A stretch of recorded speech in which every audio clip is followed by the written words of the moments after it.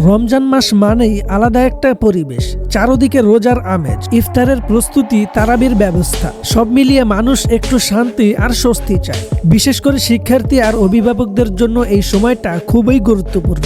কিন্তু যখন শোনা গেল রমজানেও স্কুল খোলা থাকতে পারে, তখনই শুরু হয় আলোচনা সমালোচনা। সামাজিক যোগাযোগ মাধ্যম থেকে শুরু করে অভিভাবক মহল, সবার মনে একটাই প্রশ্ন, রোজার মধ্যে কি তাহলে স্কুল চলবে? রোজা রেখে ক্লাস করা অনেক শিক্ষার্থীর জন্য কষ্টকর হয়ে যায়, শারীরিক ক্লান্তি বাড়ে, মনোযোগ কমে যায়। তাই সবাই চাইছিল এই মাসে ছুটি দেওয়া হোক। অনেকেই ধরে নিয়েছিল এবার হয়তো আর পুরো মাস ছুটি পাওয়া যাবে না। বিষয়টি শেষ পর্যন্ত আদালত পর্যন্ত গড়ায়।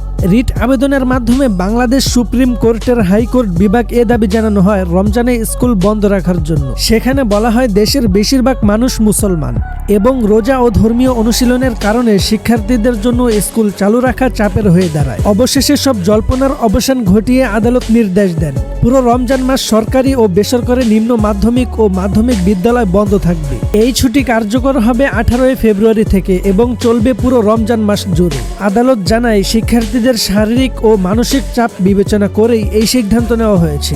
পাশাপাশি কেন স্কুল ও মাদ্রাসার ছুটির সময়সূচি আলাদা হবে সে বিষয়ে কর্তৃপক্ষকে ব্যাখ্যা দিতে বলা হয়েছে। ফলে এবার রমজানে শিক্ষার্থীরা পাবে স্বস্তি আর অভিভাবকরাও নিশ্চিন্তে প্রস্তুতি নিতে পারবে।